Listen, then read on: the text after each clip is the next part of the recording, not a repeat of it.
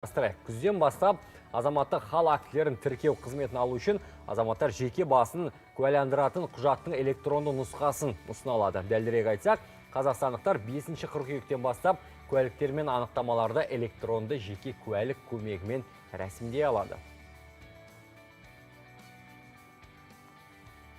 Цифрлық құжаттарда 18 құжат бар, электронды құжаттар. Соның ішінде 2 жаңа құжат қосылды. Ол көп балалы отбасы құжаты және мүгедектігі бар тұлғаның куәлігі.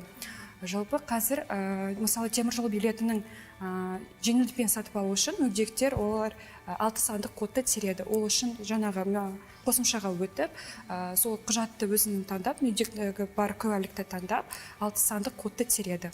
Бізде жоспарда цифрлық құжаттардың сервисінде нотариаттық құжаттар деген бөлімді қосу. Ол әзірше жоспарда. Онда оның ішінде, яғни нотариус куәландырған құжаттардың тізімдері шығатын болады. 5 қыркүйектен бастап жаңағыдай сізден қағаз жүзінде, яғни андай пластиковый куәлікті ешкім талап етпейді. Бұл жылдың соңына дейін біз енді жаңағыдай поэтапно осы толықтай құжаттарды енгізіп жатырмыз. Бұл тек қана жаңағыдай сондарда ғана емес, жалпы әуежайға барсаңыздар болады.